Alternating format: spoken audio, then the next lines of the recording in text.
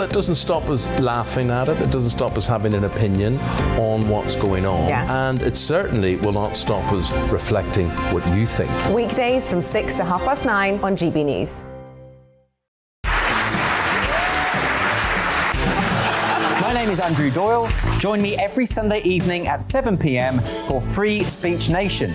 This is a show where we address current affairs and news stories of the week with the help of two wonderful comedian panellists. I brought in comics because I want to give it a lighter edge, and also they work for less. See you there.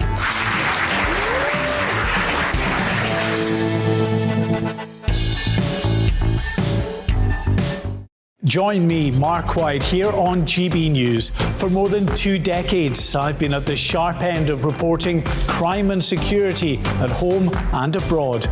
From the scourge of terrorism to the fight against violent crime and the deepening small boats crisis in the Channel, they're issues you rightly care about, and so do I. As GB News Home and Security Editor, my focus will be on the stories that matter to you.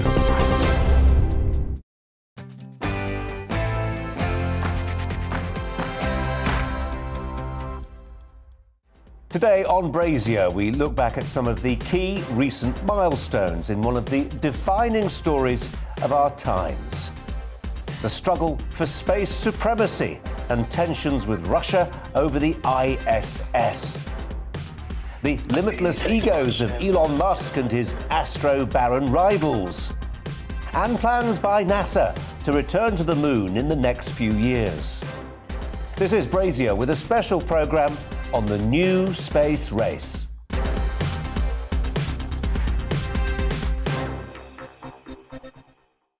Near Earth news now, Near Earth news. And in a few minutes' time, NASA will reveal the chosen landing location for an ice-hunting lunar rover, which will support the space agency's mission to return to the moon. It's called Viper, the Viper Scout. Its mission is to search for resources ahead of the planned goal of putting boots back on the moon by 2024. It's also another example of the private sector working with NASA to push the boundaries of space exploration. The Viper rover will travel to the moon on one of, yes, you guessed it, Elon Musk's SpaceX rockets, and will land on the surface with the help of a lander built by Astrobotic.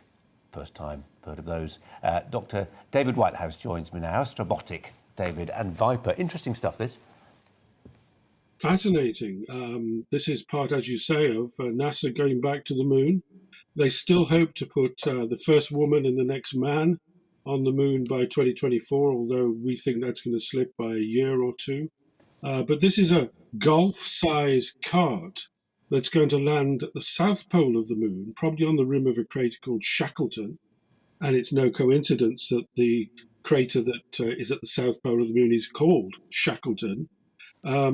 And also, we know there's ice there. And we've known this for over 20 years, that in the lunar dust, there are shards of ice. And that's what this volatile rover is going to examine, because that ice is very important for future bases.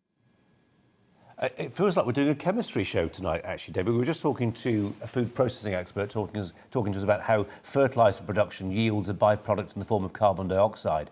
But the chemistry on the moon, there are no second chances. You've got to make it work. And if the people are up there on a moon base, and they need the staples to support life, and ice and water, clearly a key part of that. Well, that's right. I mean, the moon base is going to be something that's going to be developed over this decade. By the end of the decade, there will be people living on the moon in 6-month rotations. And the ice is a vital component of their life. Now, if things went wrong, they could get back in a couple of days. So there always will be built into the moon base scenario. But the ice from the poles of the moon will provide drinking water, will provide irrigation, but will also, when they're turned into liquid oxygen and liquid hydrogen, will provide rocket fuel. And this is going to be, a major part of the life of there's Shackleton crater coming up there, a major part of the life of a moon base. And also, the fact that it's at the South Pole is important, because the South Pole is it's a land of deep shadows. In fact, there are some craters at the South Pole, Shackleton included, where the sun never shines. It's colder in those craters than on the surface of Pluto. the most distant planet. And that's why the ice has accumulated there. It's never been burnt off by the sun. And this is a land where the sun it's a wonderful land of shadows. If you were standing at the south pole of the moon, where this Viper is going to land, where the base is going to be built, where the first footprints going back are going to be set, you would see the Earth in one position in the sky. And over a month, it would go through a series of phases, crescent, full, etc. Wow. But the sun would walk all the way around the horizon. So the shadows, very deep, very long, would move around like the hands of a clock. It's a wonderful, evocative, significant part of the moon, which we're all going to get to know when we land there. Apollo 11 landed at the equator, the Sea of Tranquility. This is a very different part of the moon.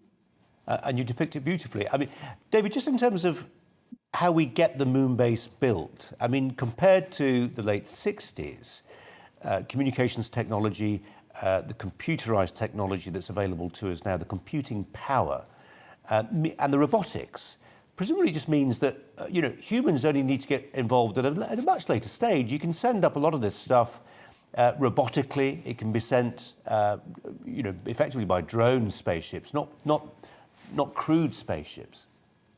You're quite right. When the first crew of 2 land on the moon in a few years' time, Viper will already be there, and some other pre-positioned platforms, and they will guide the landing in. They will know much more precisely how to land. Not like Neil Armstrong having to go to manual and look for a place to land, not sure he could find it. We will know the landing site intimately. We already do. We've got incredibly detailed photographs of this region where we're going to build the moon base.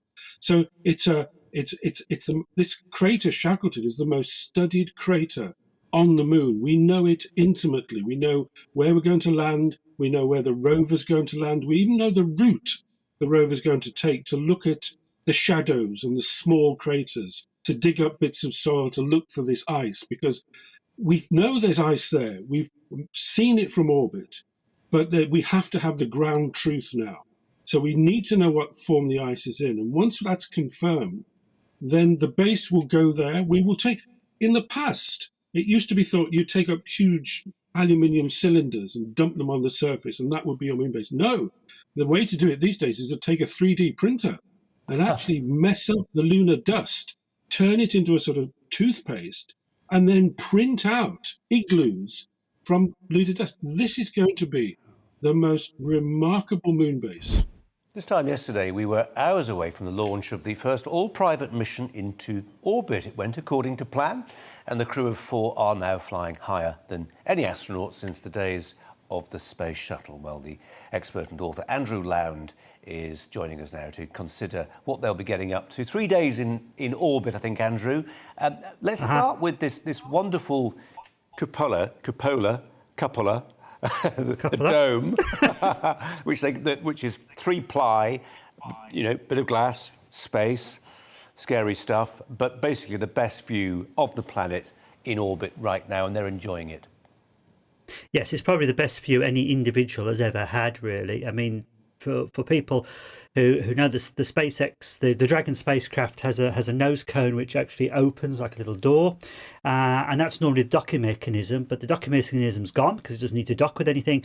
So they put this dome on there, so you can actually sit in the dome with it around over your head and have a look round and see the Earth. I mean, you get a 360-degree view of the Earth. Absolutely a staggering view of the Earth, really, that you would get with it. It must be interesting to hear the comments that they make when they actually when they've seen the Earth through that, because that must be an amazing sight. It reminds you very much of some science fiction films where you've always had this. You've had it on Red Dwarf, you've had it on Dark Star, where they've actually sat with this dome over their head. So it would be quite wonderful, and each of them will obviously get plenty of time to sit there looking at the wonders of the Earth, and obviously looking elsewhere as well, because as I keep emphasising to some people, from my personal perspective, I'd be wanting to look out there as well at the stars and looking at the moon and looking beyond, because this is just the starting point. Too lavatorial about this, Andrew, but the way I've read it, and I'm sure you have too, is that obviously there's not that much room in the capsule, and the cupola that we're talking about, the dome through which they were looking, is actually screened off. So when you're up there taking a view, you might be doing something else because it's where the toilet is. Do I exaggerate? No, I mean, it's interesting. I mean, when I've gone around to schools and when I've gone around to even adult organisations and you're talking about spaceflight, the question you always get is how you go to toilet in space. It's always the biggest question. And yes, it is. I mean, everybody says, oh, it looks gleaming and shiny. But at the end of the day, the environment has to cope with human bodily functions. So, I mean, urine is easiest, obviously, to get rid of to a certain degree. But you do have other bits as well. And, of course, you don't want to, how shall we say, have don't say too it. We many... don't need to say it. We don't need to say it. We've said enough at that point about bodily functions in space. Thank you, Andrew. Let's just, in terms of the orbit, and I know we've talked endlessly about Branson and Bezos and the competition with Musk, but this is a reminder that SpaceX are just going further and farther than anybody else, and they're just doing stuff that's further down the evolutionary track when it comes to space. Yes, I mean, it's really because Elon Musk has a different vision to the others. I mean, in the case of Branson, it was to take up people who've got lots of money into suborbital flights.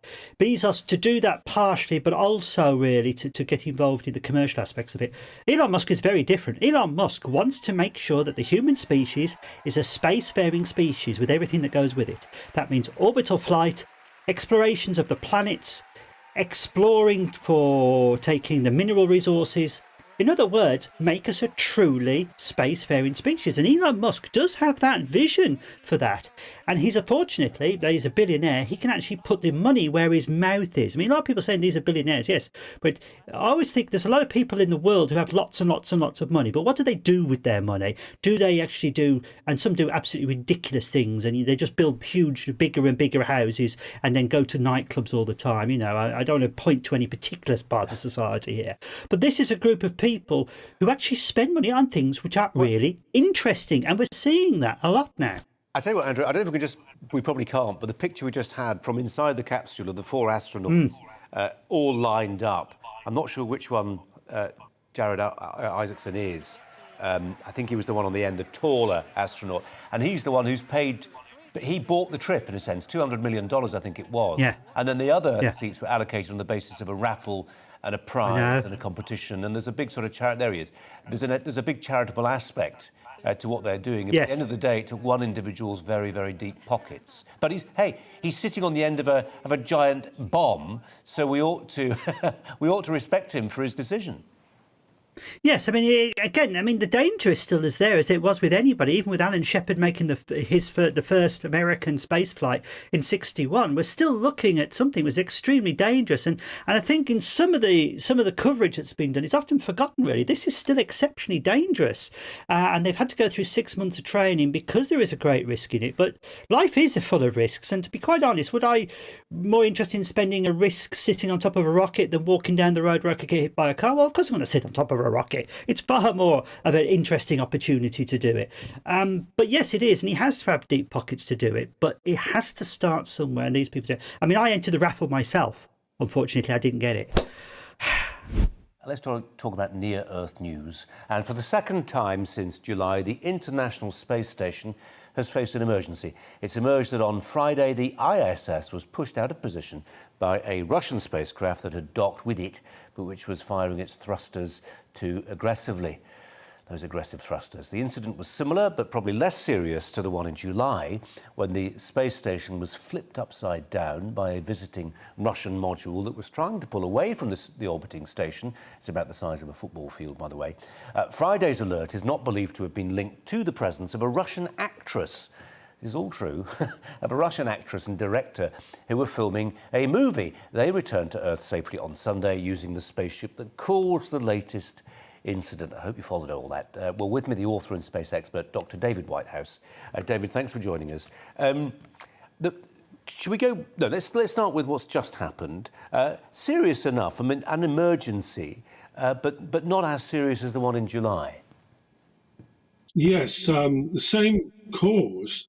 The one in July was the Nauka module, which had just been docked with the International Space Station, and that had a software problem and fired its thrusters and really did push the space station well out of position, well out of orientation. And that seemed to be a software problem. And the only reason that stopped was because the thruster ran out of fuel, ran out of gas. This was a similar problem, as you say, from a different spacecraft. This was from the transport spacecraft, the Soyuz, which we don't quite know what happened, but it does seem to be another software problem which fired its thrusters when it shouldn't have done, pushed the space station out of position, but not quite as much as a couple of months ago. But it's still very worrying because these spacecraft, the Soyuz spacecraft, should be well known, should be well understood. It shouldn't shouldn't do things like this. Why do we need them? When Elon Musk can send his SpaceX spacecraft to dock with the ISS, why do we need the Russians anymore? I say we. Why do the Americans need them anymore? Well, the Russians are official partners of the International Space Station. They've built a major part of it. They are in treaty with the United States and with the European Space Agency and Japan to live and operate on the space station. So they have a right to be there. And for many years after the space shuttle was retired, before Elon Musk came along, they were the only way to get up to and from the space station. So they have a heritage, they have a right to be there. Yeah, but their modules are getting old. The July incident, I read that it didn't just flip over, which sounds incredibly dramatic, but it was it sort of flipped over more than once potentially. But the crew didn't know. The crew didn't know initially because this is a zero gravity environment, and when the space station moves, you're floating in midair. You don't actually, have any reference point to see how it is moving. You're usually tethered to the space station, to the walls or to somewhere because you're at a workstation. And it wasn't until the alarms went off that they realized what was happening. The space station has to have a certain orientation with respect to the sun because it needs to get its energy from its solar panels. And if those solar panels are not being lit by the sun, the space station relies on batteries, as it does so when it goes through orbital night. So it's important that these batteries be kept topped up. Wasn't a major problem a couple of months ago. It wasn't a major problem a few days ago. I mean, when the Mir space station was struck in the late 1990s, that was a major problem. They could have run out of power. They could have had to abandon that space station. So keeping the power, keeping the orientation is, the golden rule of operating a space station. Keep it pointing towards the sun. And we know from Friday's incident that the movie director and actress who were filming on board the International Space Station, the show went on, didn't it? And we need to see this in the context of the fact that this is happening now. We've got Elon Musk, or rather I should say Tom Cruise is planning on doing something in space, filming for a film with Elon Musk, not actually with Elon Musk, but on one of his spacecraft. So this is becoming a thing, David. Space is becoming more accessible, particularly with Elon Musk and his Dragon capsule. There you see Yulia Pereslid. She is the actress who went up to rescue the cosmonaut on the right there. They filmed about 30 hours on board the space station, of which they say they're going to use 45 minutes in the film. But space station is becoming more accessible to a whole bunch of people, not just starship captains like William Shatner, but actresses. And the Russians are delighted to have beaten Tom Cruise in making the first film in space. They expect to make a lot of money from this. It's good publicity. At a time when actually Putin is not very well favored towards the Russian space effort. It doesn't get a lot of support from the top. So they're trying everything they can to raise money and to raise its profile.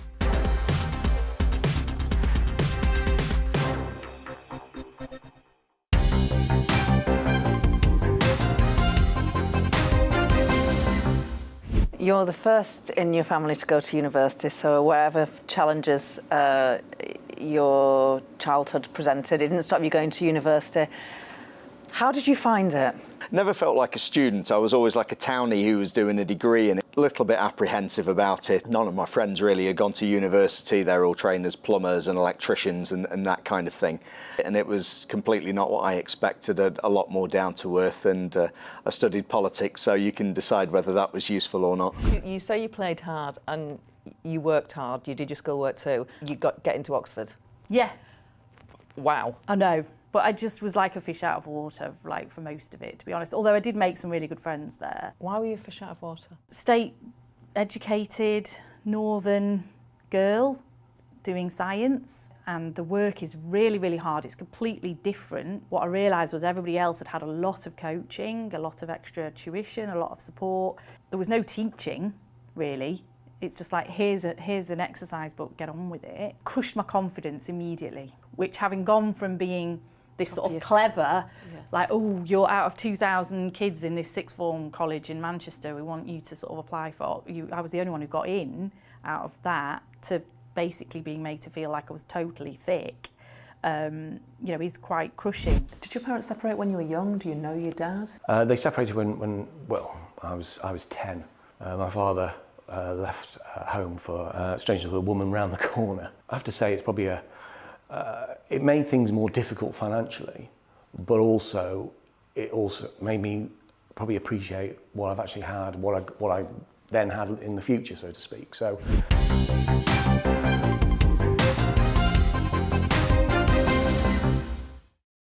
Hello there, I'm Eamon. And I'm Isabel. And you're watching the GB News digital stream across the United Kingdom. And around the world. If you're here in the UK, you can also watch us on your TV screen. GB News is Freeview channel 236. On Sky, we're channel 515. 626 on Virgin Media. Just remember, you might need to retune your TV to watch the channel. Yeah, and if you are doing that, find out more about retuning by going to gbnews.uk. Join my show Farage, 7 p.m. till 8 p.m. Monday through Thursday, and there you will get opinion, analysis, debate, and I'll cover stories that nobody else dares to touch. And then for the last 15 minutes, talking pints. We're over a drink. We have a civilized conversation with someone. We very often disagree, but we do it in a grown-up way. Come and join me on Farage.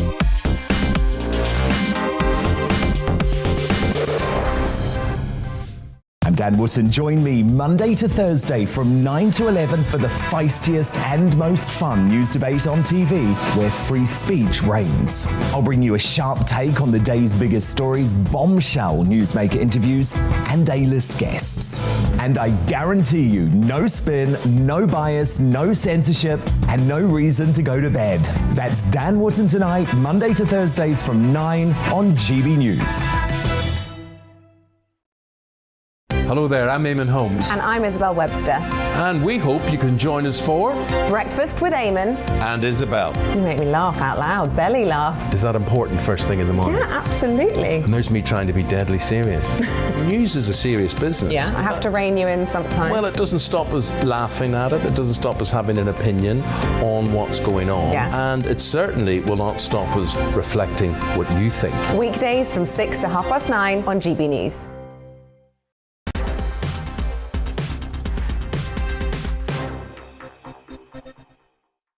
Welcome back. In a few moments, we'll have a look back at one of our favourite stories of the past few months, Captain Kirk actor William Shatner's trip to orbit. But first, less Star Trek and more Star Wars, or rather Cold Wars, as tensions rise between Russia and the United States. Drama in orbit today after astronauts aboard the International Space Station took to their lifeboats of sorts to avoid debris that may have been created by a Russian anti-satellite weapon. That's quite an opening paragraph. What's the truth of the matter, however? With me, the author and space expert, Dr. David Whitehouse. David, thanks ever so much for joining us. This is the ISS going into, quote, near-miss mode every 93 minutes. That's right. It was a result of the anti-satellite test carried out by the Russians at 3 o'clock this morning. What's called a Nudal DA ASAT missile was launched from the Plesetsk launch base in Siberia towards Cosmos 1408, which is an old Soviet electronic spy satellite, which was launched 30 years ago. It hasn't been working for 15 years, so it was a very large 2 tons target for their new system, which has been tried 10 times before, but never until now has it actually been intended to strike and destroy a satellite. The American US Department of State has condemned this, and there is a cloud of debris in orbit. Was blowing it up in space illegal? No, it's not illegal. There are various treaties against space weapons, and it depends upon what you decide is a space weapon. I mean, China carried out a similar series of tests in 2007. America did one in 2008, and even India a couple of years ago carried out a similar type of test. So if these anti-satellite weapons are designed against ballistic missiles, then it is against the ABM Treaty. However, against your own satellite, it is a moot point. The United States Department of Defense has said this evening that it shows that Russia is not serious about not having weapons in space, because it augurs badly. And it's part of the sign of the times that both China, India, and the United States, to a certain degree, are looking at disabling their opponent's space assets in times of conflict. The ISS, we're just going to show some pictures of the International Space Station for those people who need to be reminded of what it looks like. It can actually, I read, manoeuvre. That's not the ISS, is it? But the ISS can. Oh, there's some of the. Is it the Soyuz and the new SpaceX thing, Dragon docking? But it can manoeuvre. That is a modular docking, yes. Yeah, but the ISS can actually sort of maybe get out of the way, is putting it too grandly, but it can manoeuvre, David. Yes, it does occasionally, quite literally, get out of the way. It can adjust its orbit slightly. It has an area around it of 25 miles, and if any debris that can be trackable, and you can track things the size of, the size of a chair in space, if any of that is detected to come within that region, then they either try and get the space station out of the way, or the protocol is to go to the entrances to the return ships and wait. And following the explosion of Cosmos 1408 this morning, that debris is going to pass the International Space Station every 93 minutes for the next day or so. And they've changed the protocol at this moment that for the next day or so, internal hatches will have to stay closed in case there is an impact and a depressurization. It will then give them more time to get out as that damage is isolated. So it's the first time for the next day on the International Space Station. The US Space Department is furious that the Russians have carried out this test, and space operators around the world are also furious that thousands of pieces of debris are now threatening useful, productive satellites in low Earth orbit. There was a Hollywood film, wasn't there? Wasn't it George Clooney? Gravity. That is the echoes of that. And the 7 astronauts actually got in the lifeboats. They got in the 2 separate craft when this first happened. As you say, they've now changed the protocol and they're in back in the ISS, but closing the hatches internally. But they actually, get in the lifeboats, guys. It could be that bad. Yes, they do. The protocol is when there is a serious threat, they have to carry out emergency safing of the space station, and then they go to the entrances of the Dragon capsule and the Soyuz capsule, so that if given the order, they just have to close the door behind them. And it literally then is press the button quickly. And it only takes one button on these craft. It's all automated to blow them away from the space station and return them to the Earth. It's that serious. They were prepared to leave the space station untended, literally at 5 minutes' notice. It was that serious. I don't think that people in the non-space community have actually, apart from yourself, obviously, have actually got the message that this is an extremely serious event that's causing international tension between particularly America and Russia.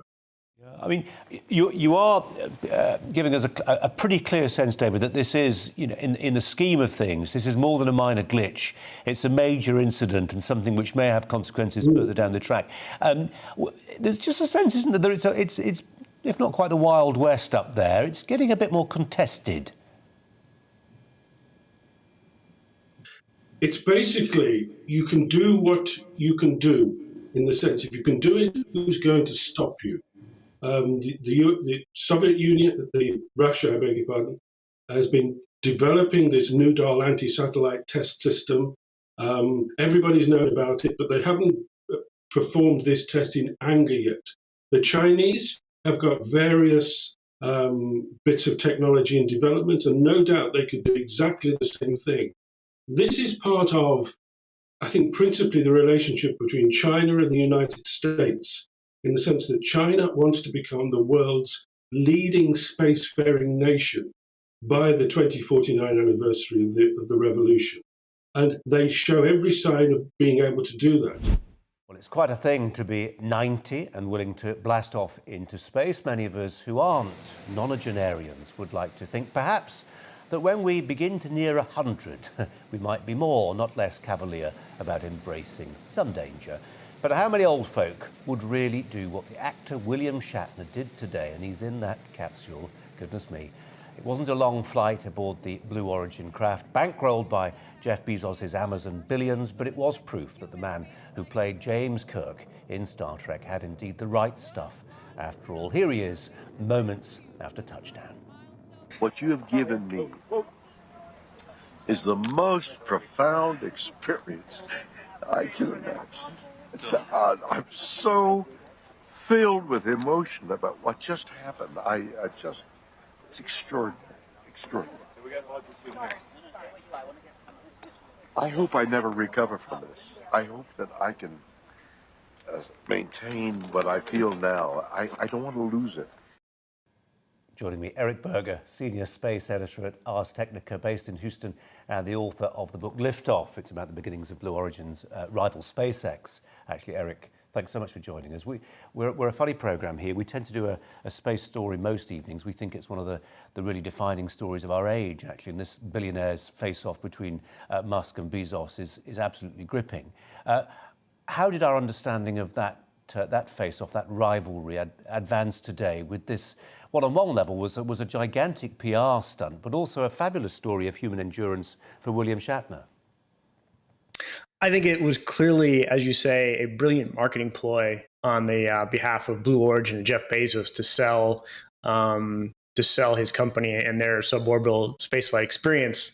On the other hand, I think it was also pretty arresting to see William Shatner so captured by the experience. He clearly was moved by his few minutes of weightlessness. And it speaks well to the idea that, getting more humans into space would give us a better perspective on our own planet. We were talking earlier, Eric, about how we do this story today. And one of the suggestions was that we look at the way it's filmed and edited and processed and put out there. You can see now, I'm not sure you can see our pictures, but we're just looking at a gaggle of camera operators filming every moment. And when the landing happened, there was a sound recorder there with a long sound boom. You've got drone upon drone giving you a perspective you just couldn't imagine even a few years ago. There's one long lens trained on the New Shepard capsule. And the separation, I mean, this was, in excess of 350,000 feet into space. I mean, there is camera kit available now feeding into this public relations exercise, which just gives us an amazing view of what's happening. There's definitely an amazing view, but also we are living in an extraordinary era of private spaceflight. This year, there are going to be as many as 9 all private missions to space. The majority of these will be suborbital flights, just a few minutes, going near or above the Kármán line. But there's also going to be a couple, orbital flights as well. And so, we are entering an era now where the majority of people going to space are not going to be professional astronauts, but are going to be civilians, people who don't do this for a living, actors, celebrities, billionaires, millionaires, and eventually real people as well. Eric, are you a little bit sniffy about the I mean, I know there was no sneering tone when you used the phrase suborbital, but there is a sense, and we note that you've written about Musk, that he is significantly ahead as things currently stand in this space race. Yeah, Musk and SpaceX are far, far ahead of Blue Origin. And in fact, they have now flown 4 orbital missions, which, is about 20 times the energy required to get your rocket, into orbit and get the spacecraft going there. And so it's a much bigger deal to actually get a mission into orbital space. And then you have the challenge of actually bringing it back. And when they're in orbit, you have, all of these issues of this spacecraft today was in space for about a minute, right? And so an orbital flight is hours or days. And so the demands on that vehicle in terms of heating, all sorts of factors is just much, much greater. So, this was a nice achievement, but it really pales in comparison to the idea of sending humans to the moon, to the moons of Mars, and to Mars itself. This is almost a sideshow, a very nice sideshow, but it's certainly not the main course. You couldn't put a bit of extra fuel in the tank of this one and go deeper into space, could you? That's simply beyond its technical limitations. No, it's definitely beyond it's beyond the capability of the performance of this vehicle. You would need to have a rocket about 10 times more powerful to have a chance of getting that capsule into orbit. Wow. So given that, what does Bezos have left in his locker? What's the ship he's building, working on to catch up with Musk? Right, so there's this really fascinating race between Elon Musk and Jeff Bezos. They both want to build preeminent space transportation companies, and they both see the path to doing that with these large orbital reusable rockets. The big difference is that Musk has actually done it, right? The Falcon 9 has now flown more than 100 times, and they've learned how to land it and reuse it and put human missions on top of that. And Bezos has never flown, not let alone people, even a gram of material into orbit. So Blue Origin is behind. They are working on a large orbital rocket. They're working on larger rocket engines and other projects. But they're a good 5 to 10 years behind SpaceX, and SpaceX has a larger workforce. And so it's every year actually the gap between the two companies is getting larger. What do you make of some of the trash talk between these rival organisations, some of the legal action that Bezos has initiated? Is it really damaging? I mean, could we have a situation where they're expending really substantial amounts of energy, capital, money, and time on a legal showdown that actually that feeds into that narrative that this is two massive alpha males headbutting each other? Yeah. So you're referring to the issue of the human lander. So NASA and its international allies, want to go back to the moon, right? And so they needed to go to the commercial industry and ask someone to build them a lunar lander to go down to the surface. And Blue Origin was a bidder for this. SpaceX was a bidder, and SpaceX won. And their bid was far less expensive, and they had much more experience, working in this kind of environment. Blue Origin has sued, and it's held up that process for 5 months. And so, yes, it has hurt Blue Origin's brand. It certainly hurt it within the space community. There's a lot of people who are upset that the Apollo or the Artemis program to the moon has basically been put on hold for almost half a year. Yeah, it's absolutely fascinating, totally gripping, and as we've discovered today, really very pictorial and beautiful even to watch. Just one thing before we go, Eric. Why the bell? What's happening? Why do they ring the bell as they head on to the gantry? It's a tradition going back to the Mercury program, and it's nautical tradition. You're sort of ringing the bell like you're going to sea. In this case, you're going to space. That was a special edition of Brazier, the new space race. Thanks for watching, and have a very Merry Christmas.